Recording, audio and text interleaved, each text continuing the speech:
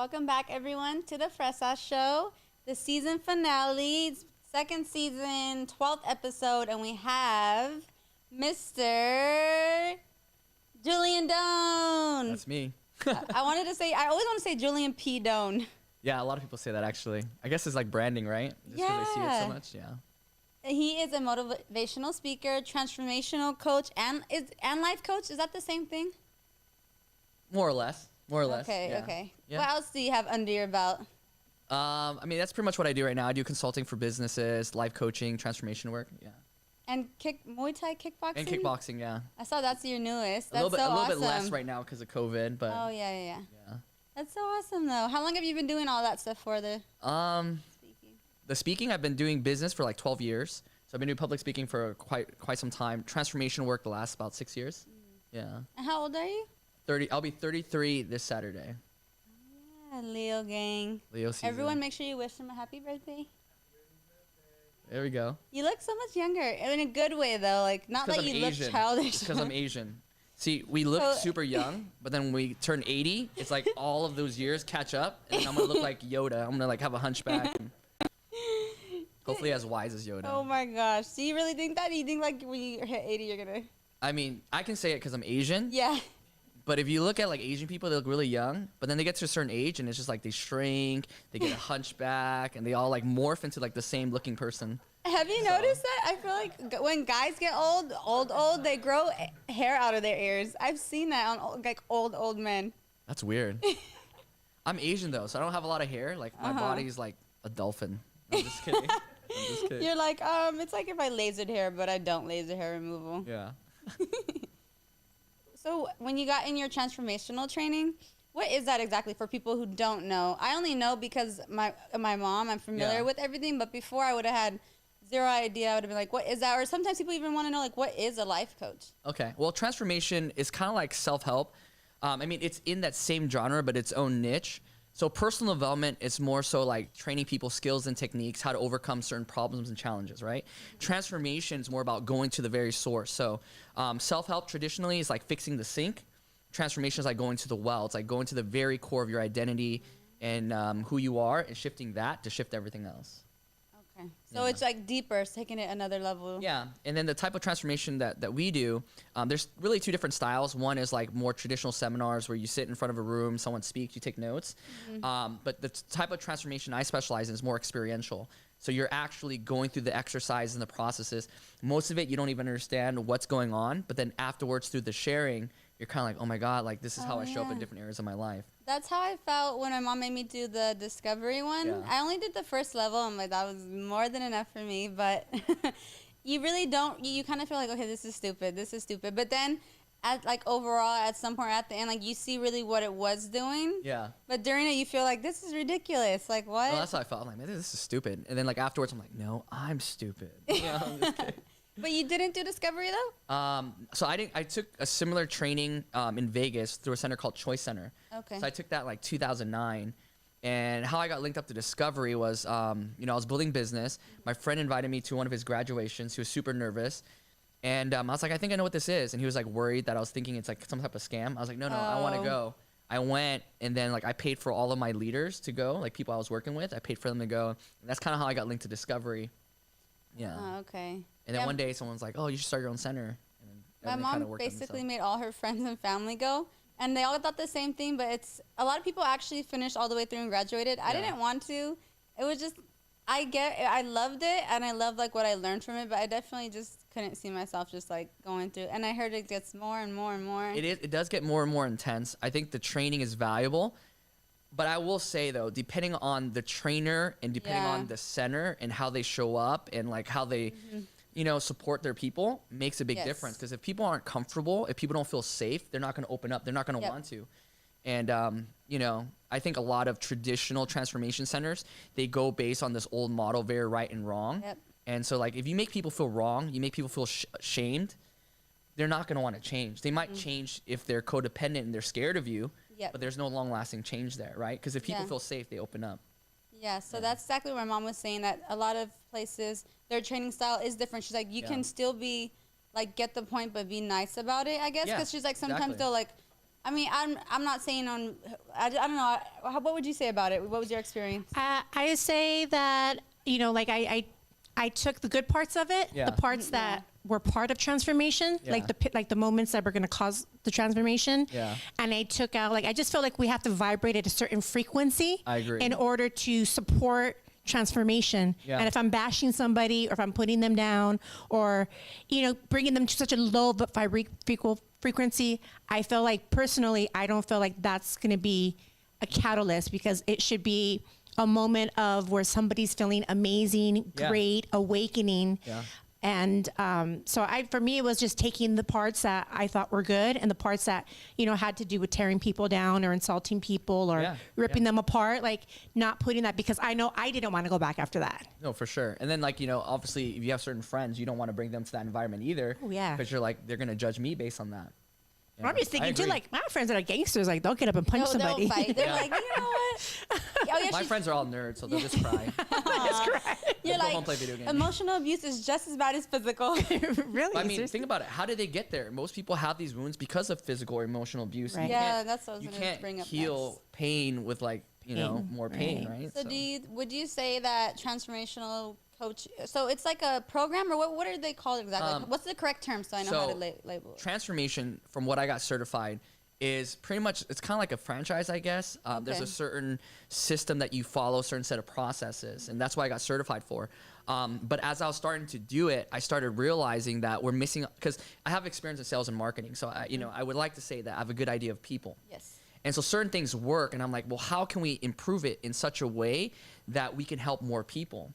And so we started adapting certain things. I started having different mentors and kind of reshaping it in a different manner. Because like I said, I agree with everything she said. Like, if you want to heal people, you heal people with love. You heal people at a higher Yes. frequency. Right. And again, people aren't, going to face up to their demons if they don't feel safe to do so, right? So, yeah.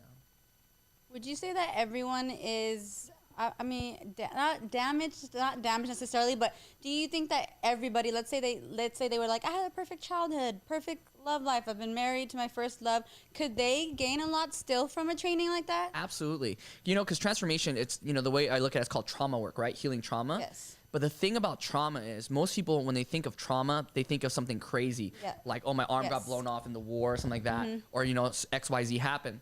But trauma could be something as small as when you're a child and, you're 3 or 4 years old, you're at a store and you lose your mom. And you don't know where your mom is. You feel like your whole world's going to come to an end. That's trauma. Or, That's me. That was me. I started crying. I'm like, did she tell you? yeah, because your whole world's your mom at that time, right? Yeah. Or like you're at a restaurant and you're just being a kid, you're just being loud, and all of a sudden your dad yells at you.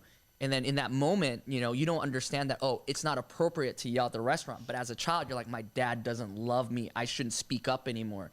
And then you start becoming quiet. So transformation That's what says, he's hey, talking about. yeah, so transformation's more so like, okay, you made key distinctions about who you are, key moments in your life. Let's go back now that you're an adult and recreate those stories to one that serves you, right? Because, our personal reality is created based on our personality. But our personality is not fixed. Our personality is just, like I said, decisions that we made about who we are Yes. in the process, right? And so when we understand that, we can change that. And when we change that, everything else changes. So for us, it's not Good. really like teaching people what to think. It's showing them how they think and asking them, does that support I you? see. It's not showing them what to do. It's telling them, hey, like, what do you want to do? And I kind of love guiding them in that. that direction, yeah. Yeah. When it's done correctly. Yes, and every time me or one of my mom's friends or family members, or even I'll go to my mom for advice, because she speaks like the same way as, like, she's just like, how can I support her? And she'll like tell me, like, Yeah. she asks me questions that I answer myself. Like, Yeah. it's like you already knew, but she's like, okay, so this and that, and I'll be like, okay, and she'd be like, this and that, and I'm like you're like, okay, I already knew, but I don't know, for some reason. Well, that's a secret to great coaching, though, because Yes. Socrates says self-discovery is what leads to commitment. A lot of people go through transformation, like their close family and friends have been telling this stuff for years, but they haven't changed, right? And so what we do is there's a question that says, what are you pretending not to know? And so often we tell people the answer, but even if we tell them, unless they're committed, they're not going to change. So really, what do? We ask them, like, hey, what is it that you really want to do in this moment? And they already know the answer. They just need reassurance. That is good. Yeah. That's strange on how that it works like that, or how Yeah. people think like that. Yeah, it's crazy. Yeah. You just come to the realization of like your own stuff. Also, do you find, have you, with some people's experiences, so you've coached people as well? Yep. Okay, so have some people like almost, what's it, like, let's say there's some trauma that they don't even remember, like, you know, when your mind Yeah. actually, like, you literally are like, that never happened, like, that's not true, or have you had people like that where, like, all of a sudden they're like, oh my God, like, they remembered, like, a moment where that they blocked it out completely? Even for me, I had an experience like that. So when I took the training, there's one exercise where it's like you close your eyes and you imagine your mom, your dad. They ask you certain questions and you act it out, right? And it's so crazy because when you're doing these exercises, it's a guided meditation, hypnosis, whatever you want to call it. But there's one, it's like, what do you remember about your dad? Act out your dad. And so I remember, like, as my dad, I'm like, act out my dad. My partner's supposed to be me. I'm opening up a wallet, handing him money, buying him gifts, because that's what my dad did. And I remember this story that I acted out, but consciously, I never remembering it happen. But my subconscious remembered it. And I remember I drew this drawing that I was so proud of. And then my dad came home late from work. He was stressed out. And I was so excited to show him. But when I went to go show him, he was like, oh, it looks great. But he never looked at it. In that moment, I was like, my dad doesn't love me. He doesn't care. And I ripped up the drawing, and I never drew again. And I used to be good at drawing, and I stopped. But what's crazy, I was like, why did I stop drawing? And, like, in that exercise, I remember that. But for some reason, like, outside of the exercise, I don't remember that ever happening. So, I mean, that happens all the time. Like, your mind has a way of creating certain things to protect yourself, right? You know, having you not remember certain things. On the other end of it, like the more extreme cases, that's how people develop multiple personality disorders, like the different personas to protect themselves. Wow, that's intense. Yeah. All of them great. So, I know. The ones I've seen. I'm just kidding. I do remember that I liked from the trainings, they said that everyone has their own opinion, so there's no wrong. Because I find with a lot of my... And then they make you wrong. Oh, I know, huh? That's true, huh? But they're always like, this is your opinion, this is mine. Because sometimes when you're talking to someone, they're like, no, you have to see it my way. And it's just like, that's what you see, and then this is what I see. So I always use that with people, and they're always like, okay, I guess. But I always remember that from it. I thought that was a good one. Yeah, yeah. I think that's a powerful one that I get to use with people is, you know, because I choose to communicate now. So when I'm communicating with somebody, I listen to what they're saying, and I might not see eye to eye, but I'll tell them what you're saying. I hear you, I acknowledge it, and you are correct. Yeah. That's your experience. Yeah. I'm going to validate that. You're no way wrong. Yeah. But my experience, this is my opinion. I go, neither of us is right or wrong. Yeah. It's just our own personal experience of the situation. Yeah. I'm like, so now we could, acknowledge it and just move forward that we both don't see eye to eye on it. Yeah, absolutely. And there's people are like, oh, okay. So many people get caught up on being right that they want to sacrifice the relationship, and it's just like, what are we even arguing about, right? Right. Yeah. For the trainings, does one person have to be in a group, or can you do like a one-on-one? Can someone book a coach? Like, can we just do like the exercises, just me and you? They'll pay for it. Does that work like that or no? All the guided meditations, you can do it individually. Okay. But what makes transformation also powerful is the group work. And it's not the actual trainer. You know, the bad trainers are the ones thinks it's all about them. Okay. You know, the real work it's not even us. You know, we're just facilitating. It's in the group sharing, because in the group sharing, people feel safe. And so two things happen. When they hear an opinion that's like theirs, one, they go, oh, wow, I'm not alone. Because so many people feel like they're a lonely island, the only person experiencing pain, trauma, what they're doing. And so when they hear other people experience the same, they're like, wow, like I can relate to that. The other powerful thing is there are going to be people in their group that they butt heads with because they remind them of people that they have in their lives. But now they get to hear a different perspective. So imagine, you have like a father and a son, right? Yes. And then like, they're not related, right? But they hear the different opinions like, oh my God, maybe that's what my dad means. This is where my dad's coming from. And the dad's like, oh, this is where my son's coming from. And so that creates healing as well. Yeah. So it really depends. But I mean, you could totally do one-on-one coaching. It really depends on, like, I say it's like finding a good transformational trainer or life coach is like finding a good therapist. It's not one size fits all. You have to find the one that's a match for you. But I will say the one that values your individuality and doesn't try to force their opinions on you, but more so work on illuminating what your opinions are, and for you to decide whether that supports you or not, those are the good ones. Okay. Yeah. That is good. I'm like, I hope everyone has their book, their journal, and they're taking notes and all that. Yeah. Does transformational, is it forever? Like, are you always transforming yourself, continuing to... Yeah, I mean, I would say... Do you still have a coach? I do. I have coaches in different fields and stuff. Okay. Because can you figure it out by yourself? Absolutely. But I think the greatest shortcut is surrounding yourself with the right people. Because if you're with people that have already done it, and are currently doing it. I think that's important because if people have done it like 20 years ago, the strategies 20 years ago are different than the strategies today, right? So finding people that are currently producing the results saves you a lot of time because they've already made the mistakes. They've already gone through the process. Okay. How often should people go through the actual trainings, you think? I think everybody should experience a training at least once. At least once, the whole thing. Yeah, I think So everybody do you should experience recommend it me once. finishing a training for once then? If you find the right center for you, but you also have your mom, and your mom's a great coach. True. As long as you're willing to listen to your mom, you know. I know. Sometimes it can be hard because it's your mom, so you think like, Yeah. But that's also why transformation is powerful because you're hearing it from people that have nothing to gain, nothing to lose. Exactly. There's no relationship there. Yeah. And actually, the reason I even got her into doing level 1, because when I got into it, you know, she was like, "No, I don't know what you're doing, but never, don't ask me ever to do it." So I never did. Yeah. Right. And then I wanted my mom to go to do it. So my mom thought like it was part of my coaching. Like I Yeah. needed to bring people in. She didn't know it was for her. One of those network marketing things. Yeah, that's what she did. She was just I like, know. okay, well, I'll go because my daughter invited me. She had no idea it was going to be for her, Yeah. not me. Yeah. And so she thought she was supporting me for something. And then I was like, well, grandma's going. I'm like, you don't want to go with her? And she was like, no, don't ask me. So I was like, okay, how do I create a win-win situation? Yeah. Right? I Win-win. said, she wanted some new rims for her BMW. I said, if you, Incentive. I'm like, you want new rims, correct? She's like, yes, which is a win if you get them. She's like, yes. I said, now, I go, if I offer you rims to go to the training, you win and I win. How does that sound? She wins twice, actually. I but know. Then you win too, though. True. And at first she was like, no. And then maybe like 30 minutes later, I got a text that Okay. said, what time and what date? Yeah. I want to see the Overall, rims first. Yeah. Let me just touch them. I'm like, okay. Yeah. And then also she wanted to go because I my did mom was take a going. lot from it though overall. Yeah. Like not really, maybe some kind of, not even negatives, but like some things just I didn't really agree with or like. Yeah. Like I didn't, I mean, I don't know if we could say, but I didn't like when they like made you hug people. No, they didn't force you. No one forces you. Yeah. But I didn't like that part because I'm like, I don't want to hug, to be honest, these strangers that are profusely sweating. They have snot coming down their nose. And I'm like, Yeah. I mean, good for them, you know, like they're having a moment, but I'm like, I don't want to hug them. Even with that exercise, the one you're particularly talking Yeah. about, I've seen it done in different centers, but if you actually follow the instructions, it's very important that you say it's very important for you to choose what's honest for you in your choice. It's actually not about hugging everybody. It's about being honest with your choice. But the way a lot of trainers train it, because they're attached a certain way, they make you feel like you have to hug. But Yeah. then you're not being honest. You know what I Yeah, mean? So- because I felt like I'm gonna look like an asshole if I just say like, oh, You because would've, you could give yeah. like you could tell them what you want to kidding. do. I know they're like, and I'm like, high five. that Yeah. would have been mean, but overall, I don't definitely think that was an loved option. it. Was that Yeah. an option? They're like, no, you imagine like boot camp. They're like, you better do it now or give me 20. Yeah.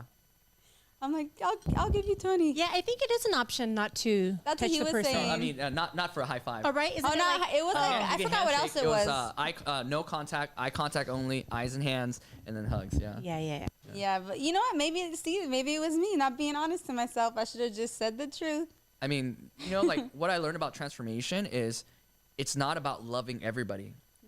It's about understanding yourself and making choices that's honest to you out of a That place is of good. strength and not fear. That's what I think real transformation is about. Do you think all your trainings transfer over into your love life or like actual romantic relationships? Yeah, Or do you think they definitely. can differ a lot in like you would need a whole nother coach for that or If you mean, you in know, romantic sense, not really, not family or yeah, friends. transformation applies to all areas of your life for Okay. sure. But obviously, in your romantic life, if there's certain areas that you need help with, having a coach makes sense too. So, I mean, having a romantic coach makes sense. I mean, something that not a lot of people know about me, I don't really talk a lot about. But two defining things that have changed my life. One is transformation. And the other one was also transformation. I just didn't understand it at the time. I used to be a nerd and a geek. I still am. But I was so bad at talking to girls. I had no confidence, socially awkward, that I actually paid for a dating coach and like dating programs and, you know, this whole term wow. called pickup artists and all that stuff. Like I did that for a few years. Not teaching it, but like learning So it. it was like an actual legit coach, or was it like, have you seen the movie Hitch, or was it like that? I mean, With Hitch Will was actually Smith. based on a real person. Really? Yeah, so it's a I real had dating no coach. idea. So before, you know, I don't know who's watching this, for anybody judges like a pickup artist. I know it sounds bad teaching guys how to get girls, but it's really not about that. It's really taking people that are unconfident have no experience, and teaching them how to love themselves so they can show up better for other people. Because I mean, think about it for you, like how often you get hit on at a club by a guy and it's like the worst experience ever, right? Yes. So it's like for us, we're teaching people how to create a win-win experience, that when you go out there and you meet a girl, that you create an experience that's enjoyable for both of you, but also knowing when to walk away when it's no longer a win-win. Yes. Wouldn't every girl benefit from that? Absolutely. Sounds amazing. There's a lot of creepy guys out there. My mom had a podcast just like that on that specific about how to pick up a girl, but coming from, she had like her panel of, I don't know if it was one person or two of girls, and she was saying exactly what you said. Like, she said, don't come over at a good time. Like, if she's in the middle of doing something, like, they're like, no, like, we're not going to want to talk to you. And also don't be pushy. Like, maybe just be like, hey, you know what? I just want to say you look beautiful. Yeah. If I could buy you a drink, let me know. I'll be standing over here. He's like, I hope you enjoy your time with your friends. That's it. That's cool. And you walk, that's why she's like, it's very like, you leave it open-ended. Yeah. You complimented her, and you're not like, hey, like, you have your boyfriend. Can I be your friend still? Oh, you have a boyfriend? You can't have friends? Yeah. So it reminds me of that. You literally nailed that right on the head. Yeah. And you got that from your coaching? Yeah. Yeah. That's good. Another thing. See, you guys are getting these free tips, and it's free tips. We're like, don't give her no more freebies. Yeah, but that's so good. Okay, so how long did you train with the love coach for the relationship? For like a couple years. So how many girls did you end up like pulling or actually going on dates with? I'm sorry, but quite a bit, yeah. So I recently. So what's cool? And I'll share this. Like I guess I don't know why I said that. What's cool? But so I was in a relationship. With a girl for 5 years, right? I think you guys met her. Yeah. Mm-hmm. And then so when that ended, like it completely like rocked my world because the natural progression is getting married, having kids, right? Because we've been together for 5 years. I thought that's where I was going, but then out of nowhere, like we broke up, and like I understood because of like transformation, like trauma, codependency, all those other things. Mm-hmm. And so at that time, I was like, okay, the last two relationships I had both lasted 5 years. Okay. My experience in both was the same. I'm the common denominator, so there's something that I need to work on. Okay. And so when I started doing sales and marketing, I learned how to get girls, and for me, it was all about getting like an attractive girl, whatever it is, because when you're a guy of low confidence, you think that's what it needs. And then so when I got out of that relationship, I was like, okay, I can't just find a girl that's attractive because there's like more to a relationship than just physical attraction, right? Definitely. I'm not shallow, but I mean, I guess that's what you think about. But there has to be some type of sexual attraction, right? So then I made a list. I was like, what are the things I absolutely want in a girl? What are the things that, like, that's really good. No-brainer? What are the things that I, need in a girl? Need in a girl. What are the things I want in a girl that if they have, it's a bonus, but not a deal breaker? And what are my hell no's, which are absolutely no dice. Okay. And so what that does is it helps you filter out your reticular activating system. So when you go out there and find certain people, you find people that match that. That's really good. But also what's crazy is I started doing that. Mama D. No, seriously. I think that'd be good. You journaled it? Like you actually, that's good. But what's crazy though is then I went out and started dating those girls, and I started changing the list because I started realizing that some of the things that I thought I needed or wanted, that I actually didn't. And then as through filtering that out, I actually got to a point that was very, very interesting. I was just like, you know what? If I never get married, I never get married, I'll be okay.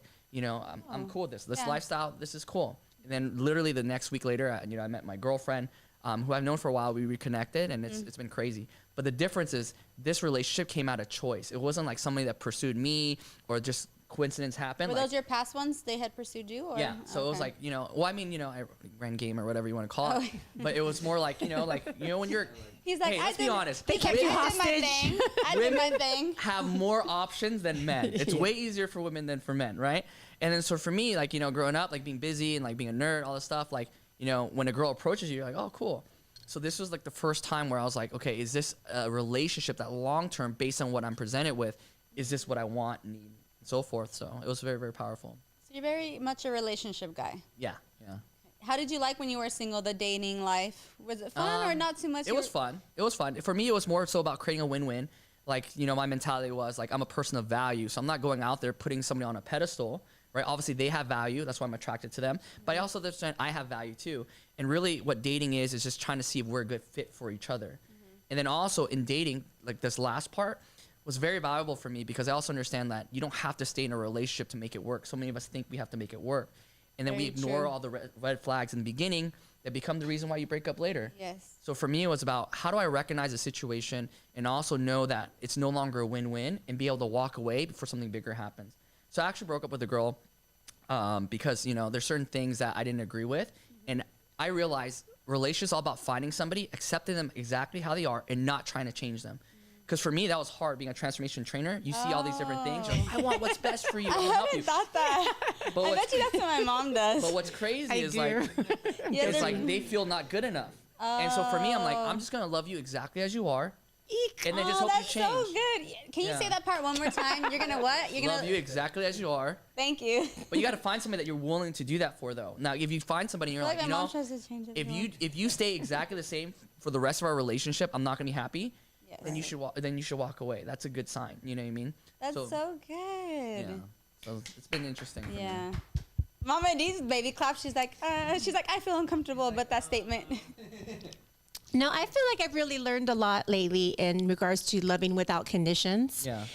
And, before, like, it was more of, well, if you love me the way you're supposed to love me, then I'll love you back. Yeah. Then I'll do this. Yeah. And now I'm really learning to just let go of control. Like you're saying, especially as a trainer, like, I'm like, okay, I know I can help assist in this area. Would you even say it's being manipulative or sneaky-ish? No, or no, I don't not think really? it is. Because I imagine I would understand where your mom's coming from. Because being a coach is like you see people for their greatest potential. Yes. And when they're not living it, it's like you feel like it's your service to support them. So is it so bad to do that though? No, it's so then you're not. saying love them as they are, but also I'm just wondering, like, where's the middle ground? Best way to create for me, I'm not right or wrong. People have different philosophies. Oh, okay. But for me, I think it's like, number one, leading by example. Yes. As long as you're leading by example, you're doubling down on your life. What's going to That's happen is really the person good. you're with should rise up to meet you. But if they don't rise up to meet you, That part. then because guess what? If you're growing and they're not growing with you, guess what you're doing? You're growing apart. And that's another sign to leave That too. part. That was me too. That was That so part. good. Yeah. Ooh. That was really good. Thank you. That For is like, I might know a thing or two. I'm just kidding. We're he's gonna make like- a little quote on that part for the stories. he's here every Thursday, guys. No, New co-host. yeah, I'm like, that's really good though. Yeah. No, that is true. I'm just that's for me right now. Exactly what I'm going through is, I love you for the good parts and I love you for the bad parts. And in regards to like manipulative, it would be manipulative if I'm trying to gain something out of it. Yeah. Because I'm trying to get them, as opposed to I'm seeing, okay, what was their last relationship like? What was Yeah. their childhood like? Yeah. Maybe there's a repetitive trauma and trigger that's affecting our relationship now. With this person keeps being insecure about certain moments where I'm gonna want to know is, how was your last relationship? Yeah. When's the first time you felt, you always had a question where somebody was at, who was this person? So there's stuff like that. I feel like I'm gonna support them so that they can be more confident, as opposed to like me being like, okay, well, I want that guy. How am I gonna manipulate?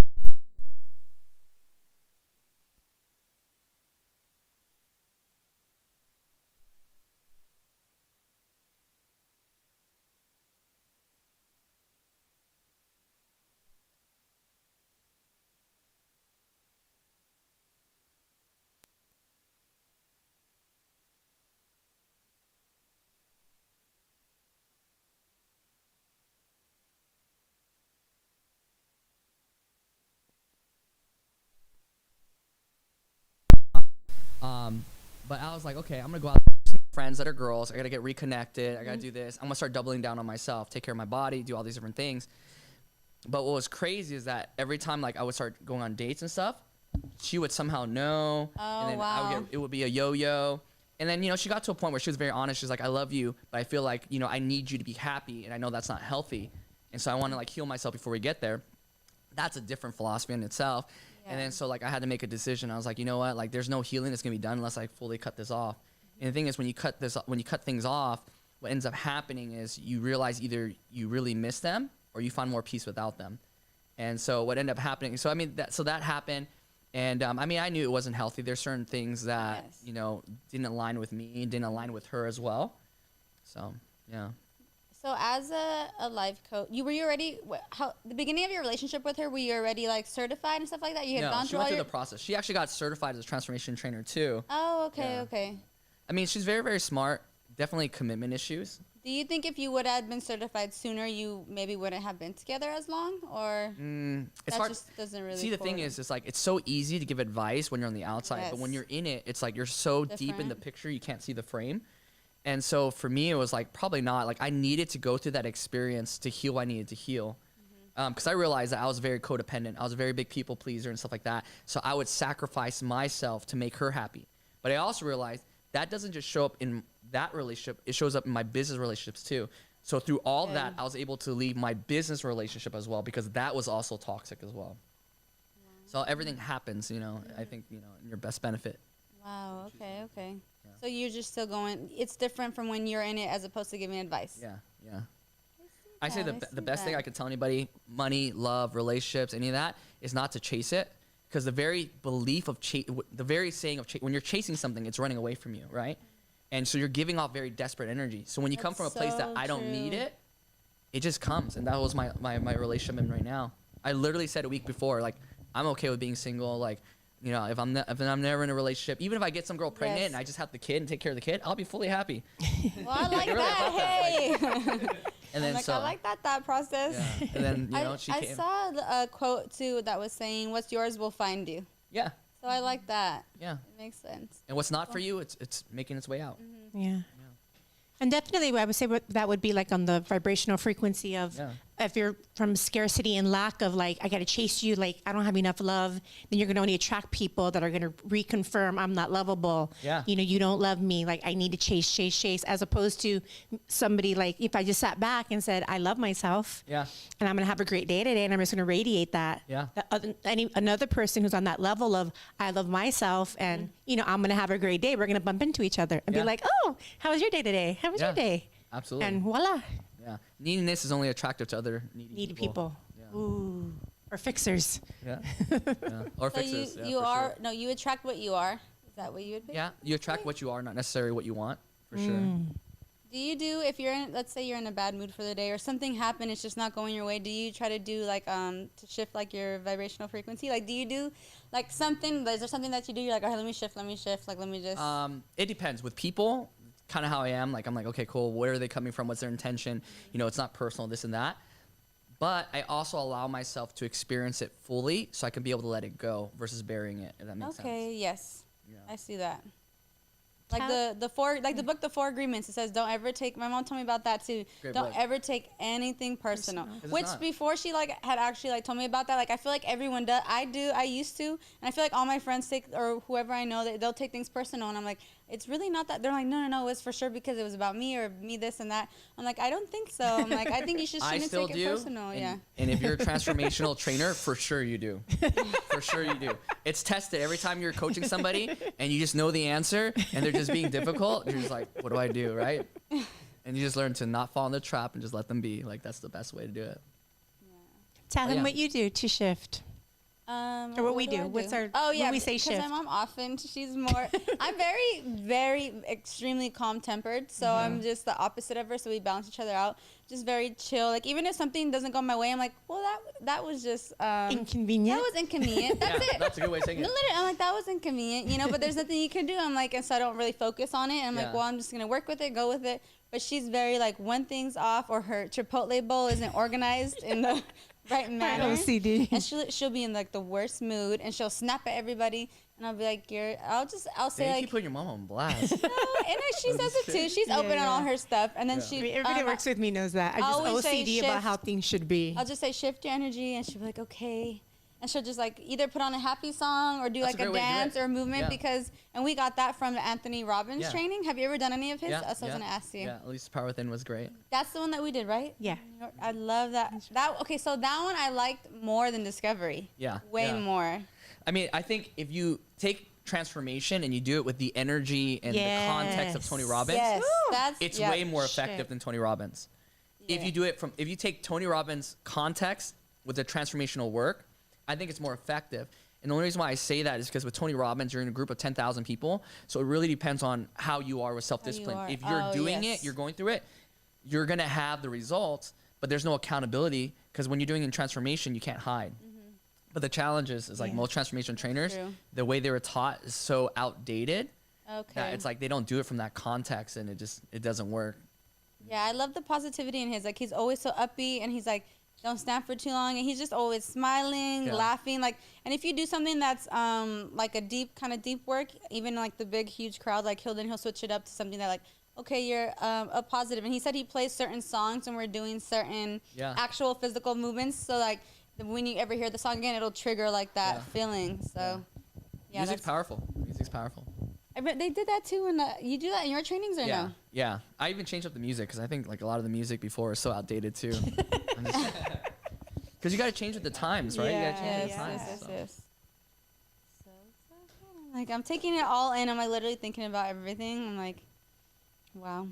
I'm like, do you feel like you know everything? Like when if you have like a disagreement or argument in your relationship, do you try to be like, how do you usually handle it? So whenever I experience something negative, or whatever it is, I just, it's based on this philosophy called Taoism, and it's pretty much anything negative. It's not really negative. It just goes against your ego, goes against your expectations. Because if you take a look at the bigger picture, a lot of things that we thought were negative were actually positive because it led us to something different, right? Like again, when I went through my last relationship, I felt like it was the end of the world, bad, negative in the moment. But as I moved forward, I would never found my current girlfriend, right? Who I plan to get married and everything. So it was a beautiful experience. Yes. So I like what you said about, it's an inconvenience, because that's really what it is. It's not bad. It's just inconvenient for what you want. Yes. So what was the question? I spaced out. I was going one way. I was like, what was I saying? About when you get in a fight argument. So how do you handle it? Even when I feel like I'm right or whatever it is, I do my best to say to myself, like, okay, be calm. This is an opportunity to learn. This is an opportunity to learn. This is an opportunity to learn. And I listen. So again, even if I'm right and I try to prove that and she feels wrong, I might win the argument, but then who really loses? I sleep on the couch. You know what I mean? So it's like. That's true. Yeah. So it's an opportunity to learn. Yes, I was, I think Tony Robbins was saying something once too about when we argue, we're always like, well, you didn't this, you didn't, you, like all you do is attack your partner and you say like, well, you're not enough of this and you, like it's all, but then like you never, he's like, you need to talk to them where, what are you doing also on your end? Like he's like, or what did you do? Like maybe they didn't kiss you when you walked in, but like, he's like, you have to read it as in, did you do something earlier that day or have you not been showing them love that made them feel that way? Yeah. He's like, when someone feels attacked, all they want to do is just like defend and attack back. I one of the things that I've learned is like whenever you feel like your partner's not doing something for you, it's a deeper issue. That's what triggered it. But then ask yourself, what is it that you're really yearning for? Is it intimacy? Is it passion? Is it connection? And then from there, you ask yourself, am I giving it to myself? And if you're not giving it to yourself, you cannot expect anybody else to give it to you. Like your partner should be like an added bonus, not. So good. I mean, I know movies. It's like it's so romantic. You complete me and all this stuff. Like we should already be complete. You know what I mean? Like they should be a bonus, and we just come together to enjoy this experience called life together. Because that's a lot of pressure. That reminds me of another quote, or it was like these are like quotes that you see on Instagram. You know how you see like little cute ones. It was something like, I want to be so complete and you're complete as well. Like together we just like light up the world type. Like we're both so complete. So together just. Yeah. And but that's all sunshine and rainbows too, right? But it's also like, okay, it's not about finding someone that's going to solve your problems either. It's also finding somebody that when you're going through the storm, like they're willing to hold the umbrella for you. Something as simple as that. You know what I mean? Like someone to enjoy the experience together. Do you believe in true love or do you believe in being crazy madly in love? Because I've heard some people that are like, that's not real. You just need to find someone that they'll just be there for you. You'll be there for them. And you love them, but, maybe you just need to be like partners forever. But you're not really crazy, passionately take your breath away in love. So how do you believe in that? How do you feel about that? I think quotes are all situational. It was something kind of that we had heard from Tony Robbins. Because he's been married, I believe, I don't know how long, twice, to his wife. I think it's the second but his second wife, he's been with her for so long. And I remember in our training, don't quote me on it, but I just remember him being like, yeah, there's no such thing as being that passionate fireworks in love. He's like, you're just going to love someone and you're going to marry them forever. So we were like, I remember though, because we don't feel that way. Call us big romantics and all that. And we're very into like love and all that. But when he said that, I was like, that's not okay to tell like a whole stadium full of people. I mean, again, it depends on who you ask. And I think quotes are all situational because, there's some quotes that say, don't put all your eggs in one basket. And there's some quotes that say, go all in, right? You can't chase, all this stuff. And I think it really depends on the situation. I think to an unhealed person, madly, deeply in love, like in the very beginning, could be signs of your trauma, recognizing their trauma, and you guys being attracted. There's a book called Human Magnetism, and it talks about how the people we attract is not by accident. So oftentimes, like, if you're unhealed, you're going to attract someone that's going to trigger that shit out of you until you heal it. And then once you heal it, you'll attract different people. So that's one set of philosophies, right? But I'm also hopeless romantic too, and I don't want Yes. I don't think that a relationship should be lackluster with no passion, no connection either. I think, you know, passion, connection is something that you continue to develop and work on with two people that are committed. Yes. Yeah. I think the worst thing in a relationship is complacency, where you get comfortable and just let it be. Yeah. And So I don't know how I feel some about people that. do go through that type of thing, or that type of where they're just there just to be there. Yeah. But then I feel like they find later on that they're like, maybe when they're a lot older, they'll realize that, oh, like I'm just here. Like you're someone like they're just your best friend, Yeah. and you're like I don't know. I mean, not stuck, but I see so many different things. I just want to know how you felt.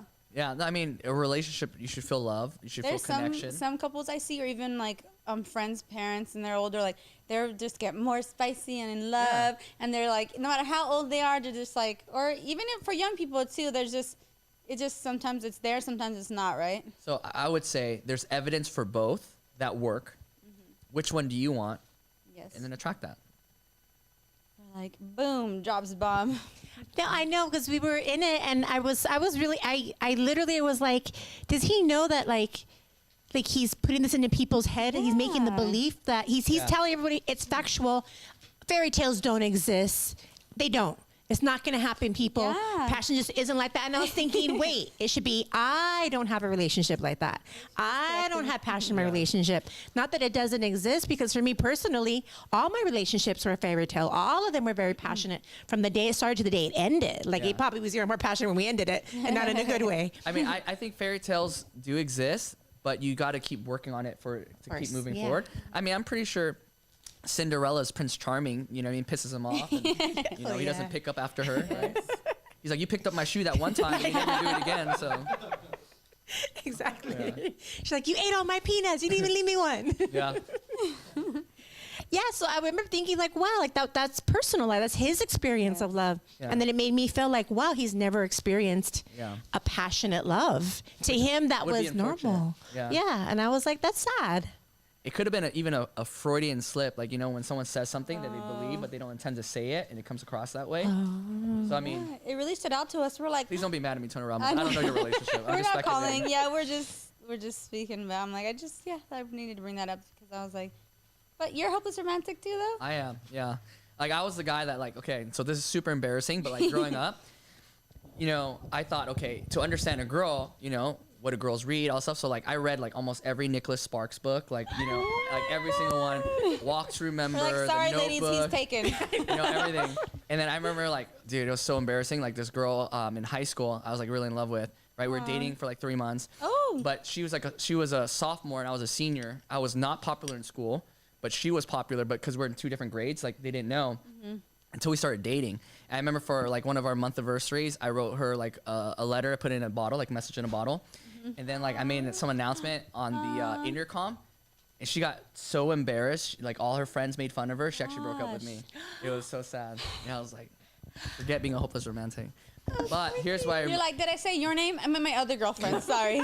So it just depends on your relationship, I guess, and where you're at. But yeah. We had an audio guy here before that. My best friend, you know, remember I told you she was my co-host on the first season? Yeah. I guess he like had a crush on her, and he wrote her a love poem and he's like, he literally came and he's like, no, Ellie, I wrote you this love poem.